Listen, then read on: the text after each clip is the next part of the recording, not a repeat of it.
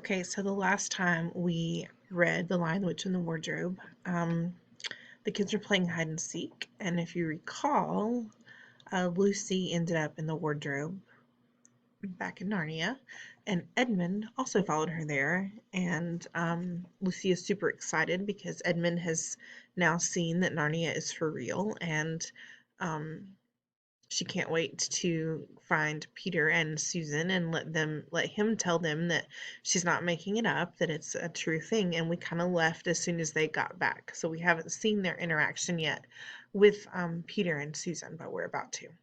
So here we are, chapter 5.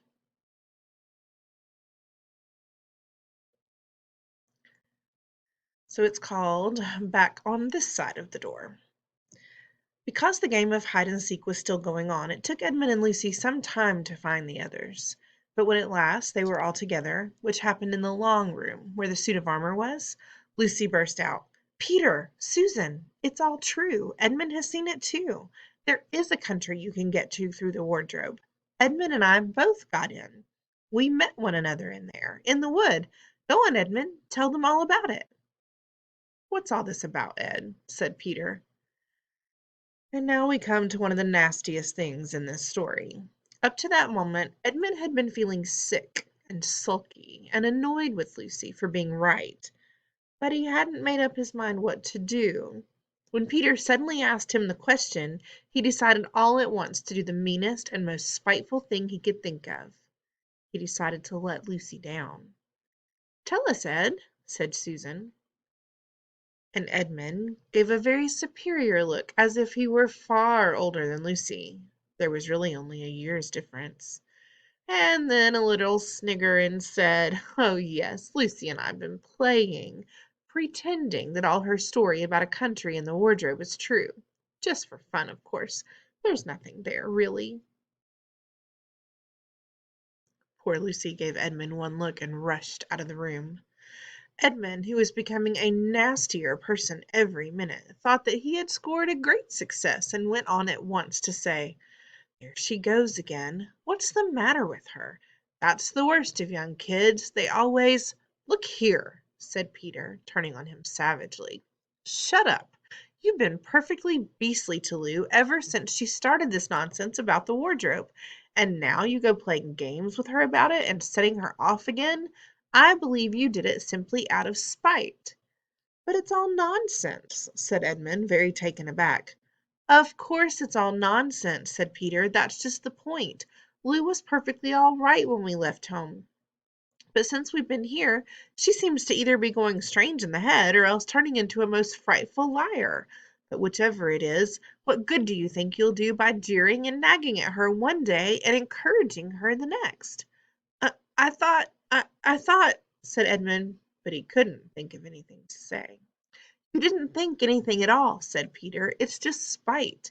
You've always liked being beastly to anyone smaller than yourself. We've seen that at school before now." "Do stop it," said Susan. "It won't make things any better having a fight between you two. Let's go and find Lucy."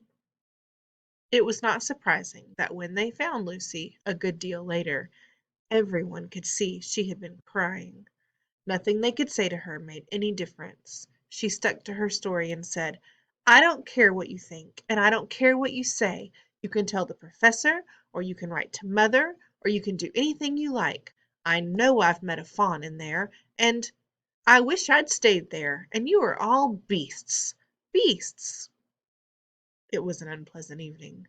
Lucy was miserable, and Edmund was beginning to feel that his plan wasn't working as well as he had expected.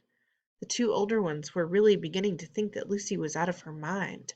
They stood in the passage talking about it in whispers long after she had gone to bed. The result was, the next morning, they decided that they really would go and tell the whole thing to the professor. "He'll write to father if he thinks there is really something wrong with Lou," said Peter. "It's getting beyond us." So they went and knocked at the study door, and the professor said, "Come in," and got up and found chairs for them, and he was quite and said he was quite at their disposal. Then he sat listening to them with the tips of his fingers pressed together and never interrupting, till they had finished the whole story. After that he said nothing for quite a long time. Then he cleared his throat and said the last thing either of them expected. "How do you know," he asked, "that your sister's story is not true?" "Oh, but—" began Susan, and then stopped. Anyone could see from the old man's face that he was perfectly serious. Then Susan pulled herself together and said, "But Edmund said they had only been pretending." "That is a point," said the professor, "which certainly deserves consideration, very careful consideration. For instance, and if you will excuse me for asking this question, does your experience lead you to regard your brother or your sister as the more reliable? I mean, which is the more truthful?" "That's just the funny thing about it, sir," said Peter.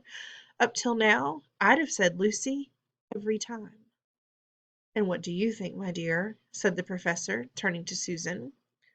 "Well," said Susan, "in general, I'd say the same as Peter, but this couldn't be true, all of this about the wood and the fawn." "Well, that's more than I know," said the professor, "and a charge of lying against someone whom you have always found truthful is a very serious thing, a very serious thing indeed." "We were afraid it mightn't even be lying," said Susan. "We thought there might be something wrong with Lucy." "Madness, you mean," said the professor quite coolly. "Oh, you can make your minds easy about that. One has only to look at her and talk to her to see that she's not mad. This kind of mad is not like angry mad, it's like crazy mad." "But then—" said Susan, and stopped. She had never dreamed that a grown-up would talk like the professor, and didn't know what to think. "Logic," said the professor, half to himself. "Why don't they teach logic at these schools? There are only three possibilities. Either your sister is telling lies, or she is mad, or she is telling the truth. You know she doesn't tell lies, and it's obvious that she is not mad. So for the moment then, and unless any further evidence turns up, we must assume that she is telling the truth." Susan looked at him very hard, and was quite sure from the expression on his face that he was not making fun of them. "But how could it be true, sir?" said Peter. "Why do you say that?" asked the professor. "Well, for one thing," said Peter, "if it was real, why doesn't everyone find this country every time they go to the wardrobe?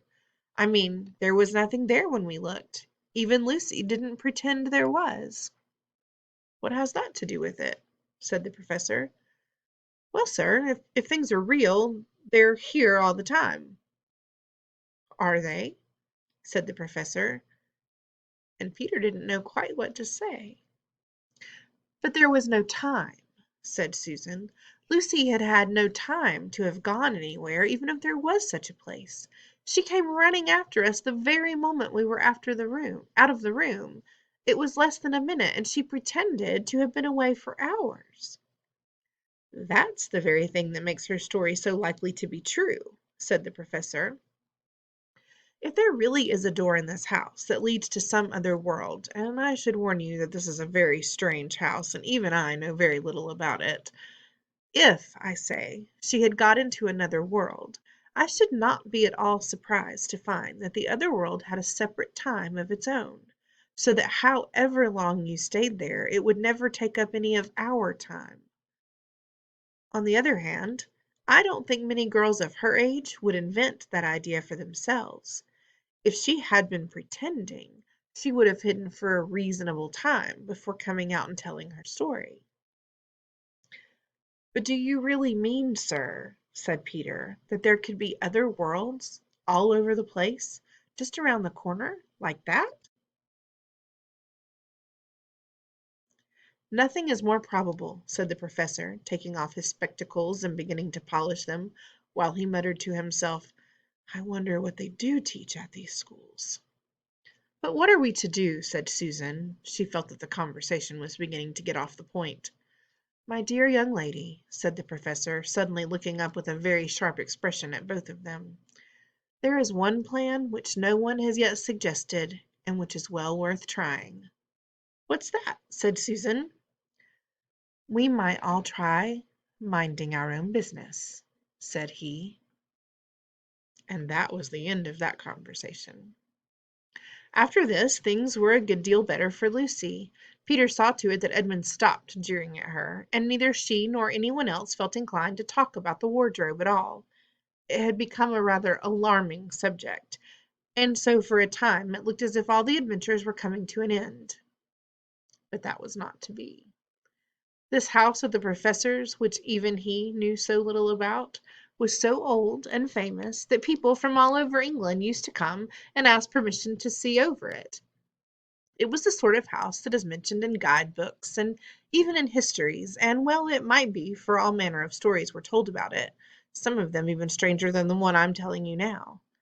And when parties of sightseers arrived and asked to see the house, the professor always gave them permission, and Mrs. Macready, the housekeeper, showed them round, telling them about the pictures and the armor and the rare books in the library. Mrs. Macready was not fond of children, and did not like to be interrupted when she was telling visitors all the things she knew. She had said to Susan and Peter almost on the first morning, along with a good many other instructions, "And please remember you're to keep out of the way whenever I'm taking a party over the house." Just as if any of us would want to waste half the morning trailing around with a crowd of strange grown-ups, said Edmund, and the other three thought the same. That was how the adventures began, for the second time.